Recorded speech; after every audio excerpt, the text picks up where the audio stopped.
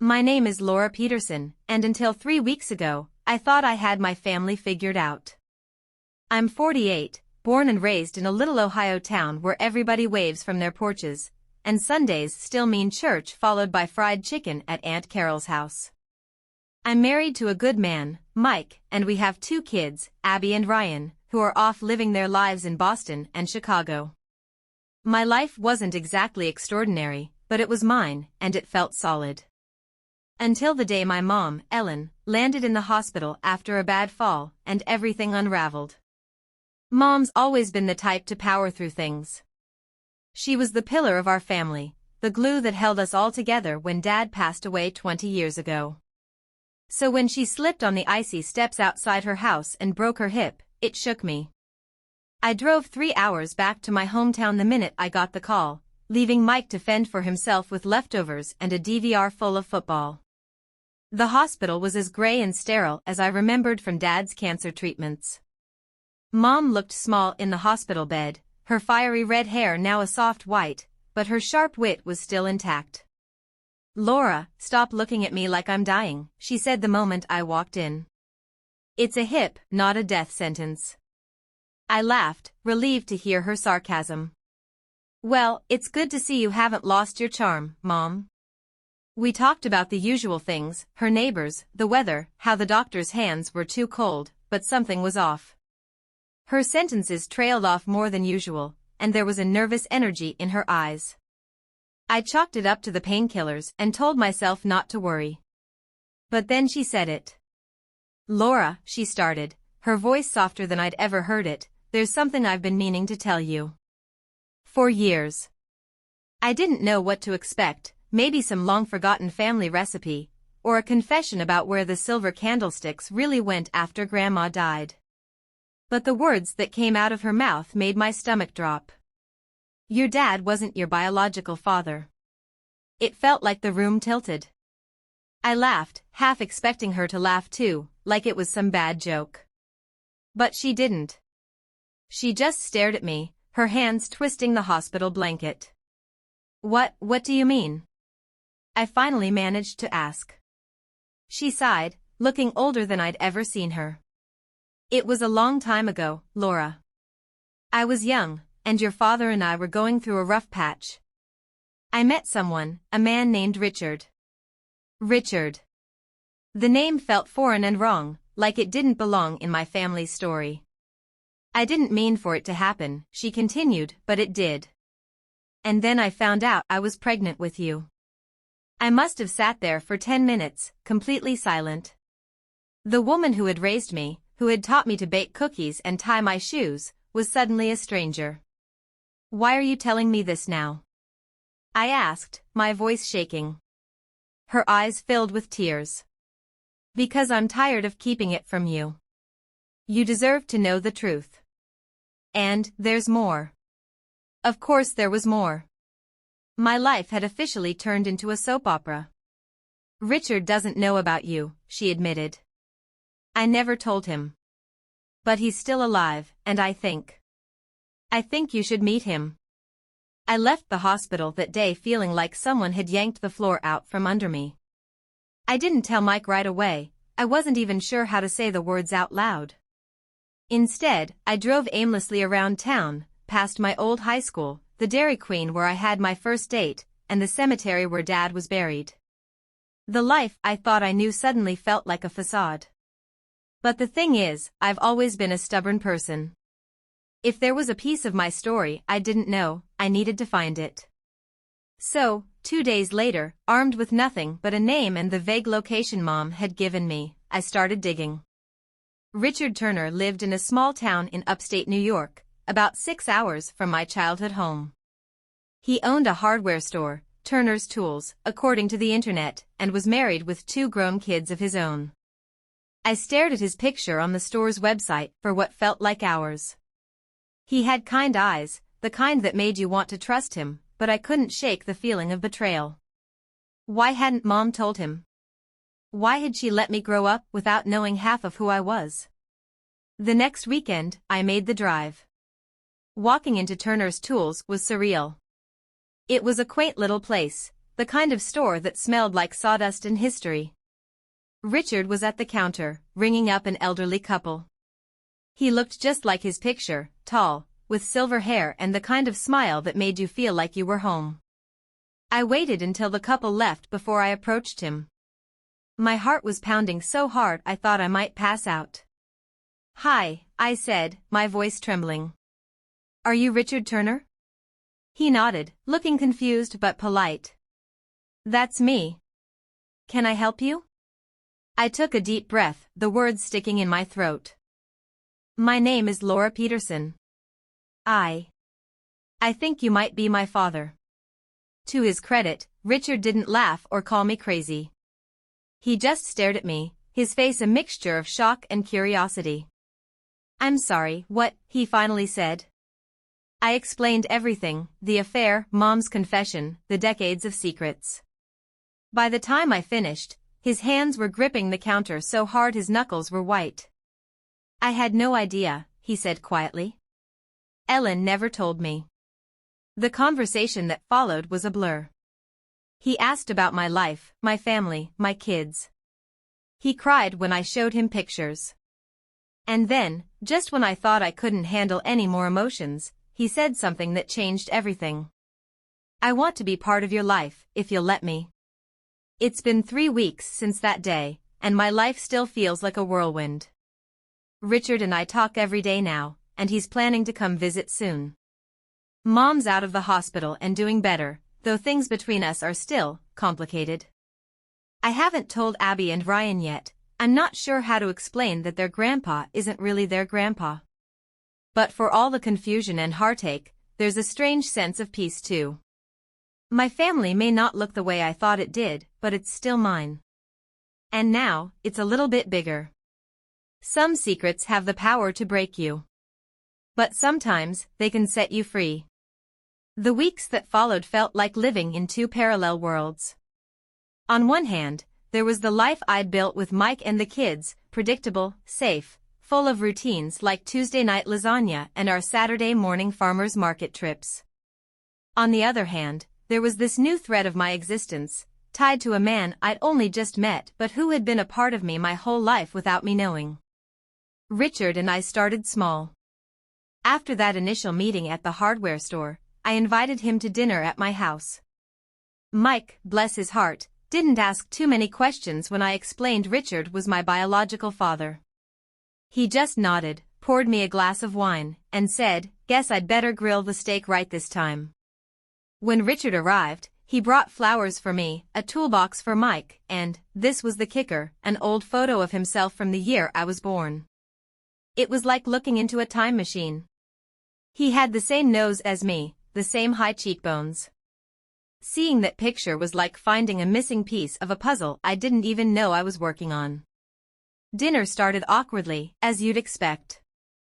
Mike tried to fill the silences with his dad jokes, and Richard smiled politely, but it wasn't until dessert that things loosened up. Mike had made his famous apple pie, and Richard, after one bite, looked at me with wide eyes. "You made this?" he asked. "No," I admitted, laughing. "That's all Mike." "Why?" He chuckled, shaking his head. "It tastes just like my mom's. She used to add a pinch of cinnamon to the crust. I always wondered if anyone else did that." That broke the ice. We spent the rest of the evening swapping stories, and for the first time in weeks, I felt something close to normal. By the time Richard left, Mike turned to me with a grin. "Well," he said, "I think we just got ourselves a new apple pie judge for the next bake-off." But not everything was smooth sailing. Mom wasn't exactly thrilled about me reaching out to Richard. When I told her, she got quiet, then muttered something about how it wasn't her intention for me to go digging. "Mom, you can't expect me to ignore this," I said. "I have questions. About him. About us." She sighed, rubbing her temples like she used to when Ryan and Abby were little and fighting over who got the last Oreo. I didn't want you to feel like you were missing something.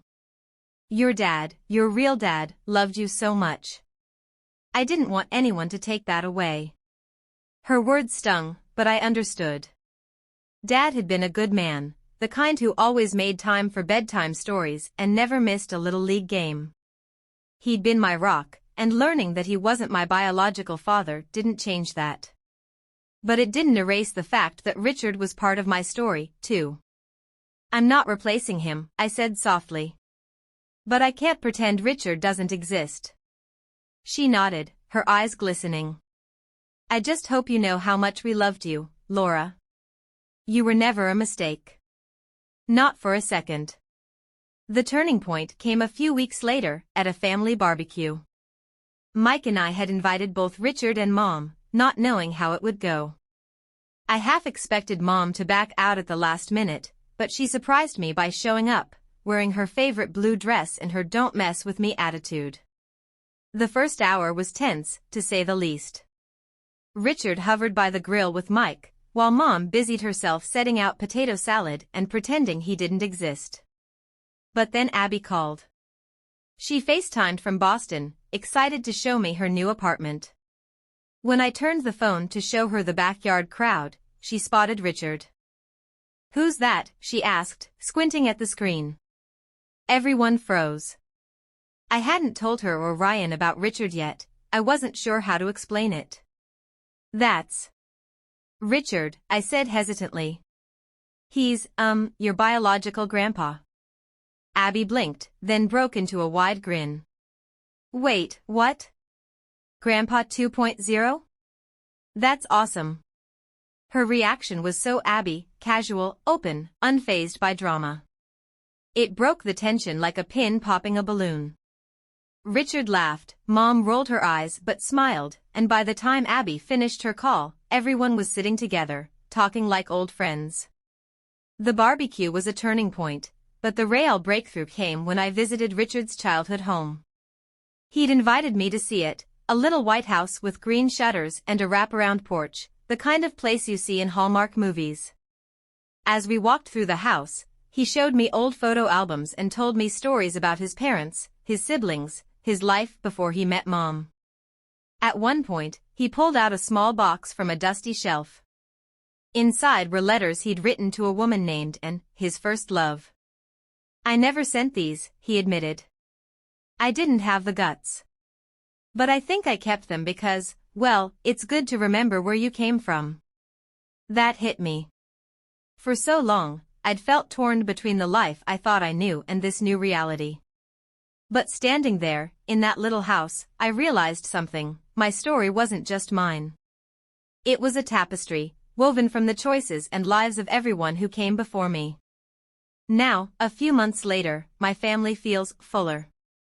Abby calls Richard Grandpa 2.0 with no hesitation.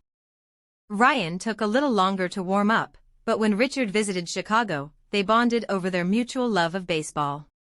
Even Mom and Richard are on speaking terms, which I never thought I'd see. The truth is, families are messy. They're complicated and full of secrets and sometimes painful revelations. But they're also resilient. I didn't lose a father in this process, I gained another piece of my story. And for that, I'll always be grateful. So if you're out there, wrestling with a family secret or wondering if it's worth opening Pandora's box, my advice is this: do it. You might not find the answers you expect, but you might find something even better. Life settled into a new rhythm after Richard became part of it. But, as with any big change, it wasn't without its challenges. For one, Mom still had moments where her discomfort showed, though she tried to hide it. She and Richard would exchange polite smiles at family gatherings, but the years of silence between them were palpable. I wanted to push them to talk, to hash it out once and for all, but Mike wisely reminded me to let them navigate it in their own time. And then there was me, still grappling with the question that had been haunting me since Mom's confession: who am I, really? It wasn't just about biology or names. It was about identity, about how the stories we're told as kids shape who we become. I grew up believing one version of my life, and now there was a new chapter, one I hadn't asked for but couldn't ignore. One Sunday afternoon, about 6 months after the barbecue, I sat down with Mom over coffee at her house. She'd been quiet lately, and I could tell something was on her mind. "Mom," I started, "can I ask you something?" She looked up from her mug, her face softer than I'd seen in weeks. "Of course, honey. Do you regret not telling me sooner?" Her lips pressed into a thin line, and she stared out the window at the bare maple tree in her yard. "I think about that a lot," she admitted. "For years, I told myself it was better this way. That your dad, not Richard, was the only father you needed. And maybe that was true, for a while. But as you got older, I started to wonder if I was wrong." I waited, giving her the space to say what she needed to. "I was scared," she continued. "Scared you'd look at me differently. Scared you'd be angry. And maybe scared you'd feel closer to him than me." Her voice broke on that last sentence, and it hit me like a punch to the gut. All this time, I'd been so focused on my own feelings that I hadn't stopped to consider how terrifying this must have been for her. "Mom," I said gently, reaching for her hand, "nothing could ever change how I feel about you. You're my mom. Always." She smiled, but it was bittersweet. "Thank you, Laura. I just hope I didn't take too much away from you by waiting so long." As the months went by, Richard became a regular part of my life. He came to Ryan's graduation from law school and even joined us for a family vacation at a cabin in Michigan. It was strange seeing him so naturally fit into the family dynamic, as if he'd always been there. Mike and Richard became fast friends, bonding over their shared love of woodworking, and Abby treated him like her personal cheerleader, sending him updates about her career and life in Boston. But the moment that truly brought everything full circle happened on Father's Day. Every year, we visit Dad's grave on Father's Day. It's a tradition that started after he passed, and even as the years went on, I made sure to keep it alive. This year, though, I invited Richard to come along. He hesitated when I asked. "Are you sure your mom would be okay with that?" "She'll be fine," I assured him. "This isn't about replacing Dad. It's about you being part of my life now." When the day came, we all drove out to the cemetery, Mom, Richard, Mike, and me. It was a warm, sunny day, the kind Dad would have loved, and the smell of freshly cut grass hung in the air. We brought flowers, as always, and Abby had sent a handwritten letter for me to read at the grave. Richard stayed a few steps back while we placed the flowers and shared memories. I noticed him fidgeting, his hands in his pockets, like he wasn't sure if he belonged. But when Mom caught his eye, she did something I'll never forget. She stepped toward him and said, "You should come closer. He'd want you here." Richard's eyes filled with tears as he nodded and joined us. For the first time, I felt like the invisible wall between them had started to crumble. After we finished at the grave, we went to a nearby diner for lunch. Over burgers and milkshakes, Mom and Richard started talking, really talking. They reminisced about their younger years, about the people they both knew and the memories they'd shared. By the end of the meal, they were laughing like old friends, and I felt a weight lift off my chest. The thing about families is that they're never perfect. They're messy and complicated and full of history that doesn't always make sense. But they're also resilient. They stretch and grow and find ways to heal, even when it seems impossible. For me, the journey of discovering Richard wasn't just about finding out who he was. It was about discovering more about myself, about the pieces of me that came from him, from Mom, from Dad, and even from the choices they all made before I was born. Now, when I think about my family, I don't see the fractures anymore. I see a mosaic, each piece unique but fitting together to make something whole. And for the first time in a long time, I feel whole, too. The years that followed weren't without their ups and downs, but isn't that the way life goes? The mosaic of my family continued to evolve, with new pieces added and old ones polished into something clearer and brighter. Richard became a grandfather not just in name but in every way that mattered. He was there when Abby got married, standing proudly beside Mike to give her away. He taught Ryan how to sand and stain wood for his new house. And when Mike and I celebrated our 25th wedding anniversary, Richard gave a speech that left not a dry eye in the room. He started it with a simple statement: families don't have to be perfect to be beautiful. Mom softened over the years, too. She and Richard found a way to coexist, even building a kind of friendship I never thought I'd see. They'd sit on my porch during holidays, sipping tea and swapping stories about the past, filling in gaps in each other's memories. One time, I overheard Mom say to him, "You're lucky you missed Laura's teenage years." I swear, she gave me gray hair by 16. Richard chuckled. "If her stubbornness comes from me, I'd say you got off easy." It was the kind of light-hearted banter that made my heart ache in the best way. Watching them was like seeing two sides of a story finally come together. As for me, I've found peace in the chaos. The woman who once felt shaken to her core by a family secret now wears it like a badge of honor.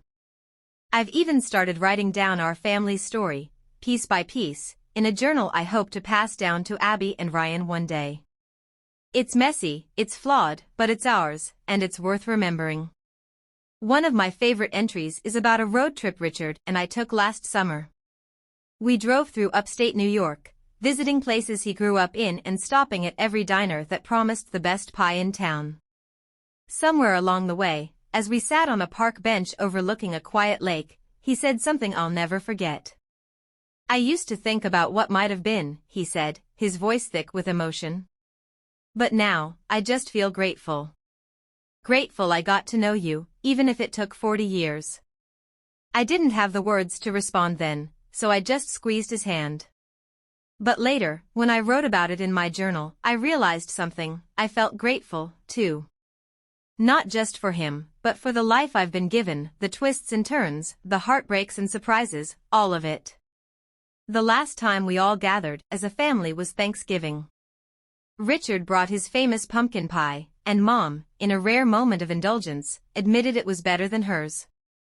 Abby's twins, just toddlers, ran circles around the table while Ryan chased them with a stuffed turkey.